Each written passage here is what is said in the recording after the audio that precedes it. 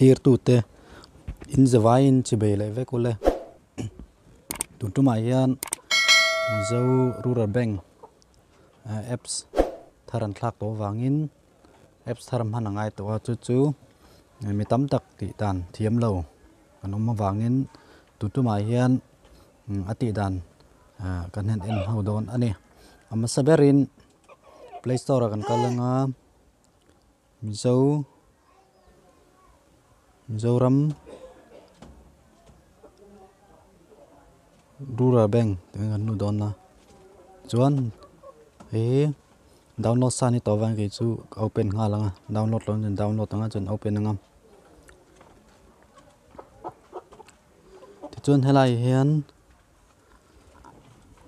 in register phot anga ya register here ten kan nu don ani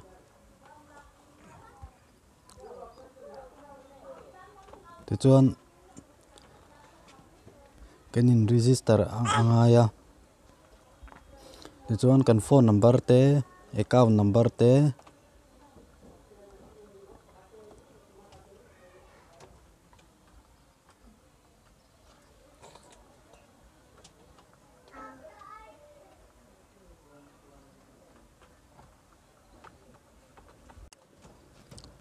account number te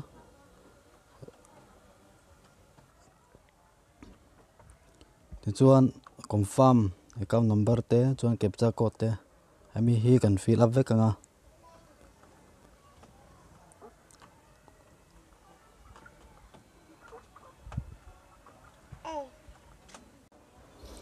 chuan kan fill up so chuan hatan kan met lenga chuan register here kan lu don ani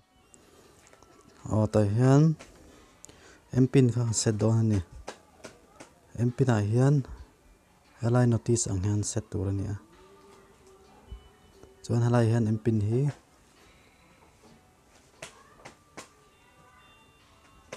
chuan kan phone number po kan mang thei ni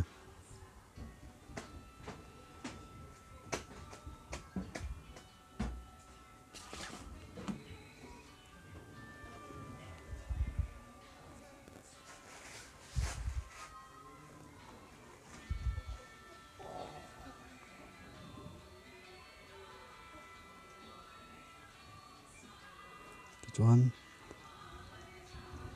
submit hen kan met le don ata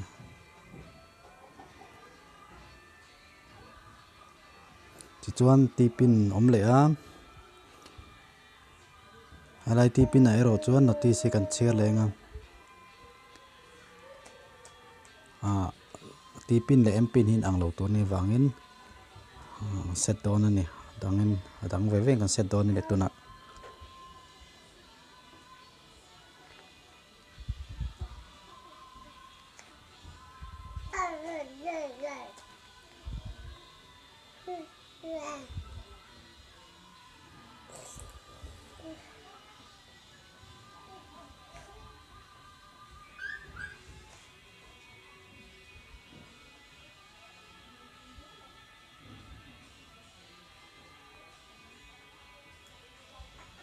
digit tuk set tur ne wangin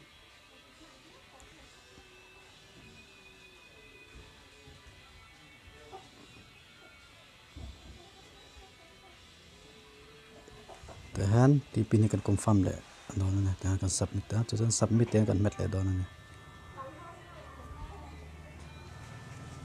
atakan kan in register na mobile number akan OTP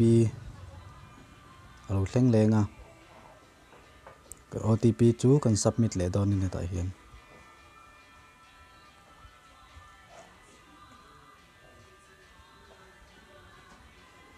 chuan submit kan met le don ani chuan ta han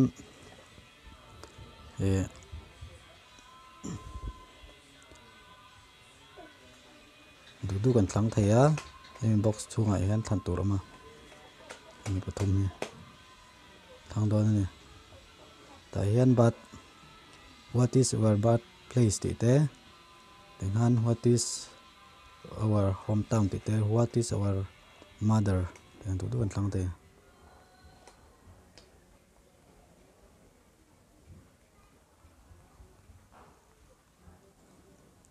chuan ta hian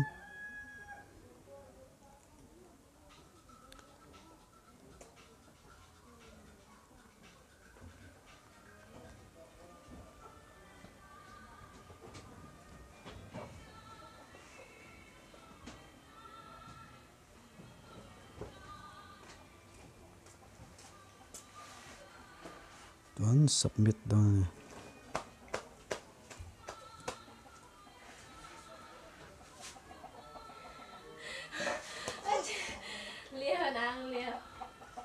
chuan okay successful kan login nga chuan mp kan met don kan phone number kan man ka 936259 ole tengkan kan pon sanai te kan account te lo lang ta ni ole khati jong ka tuntum mata na Mizoram Rural Bank apps Thar an clear how le te chu ni clear tu the vai chunga lom tu nan sai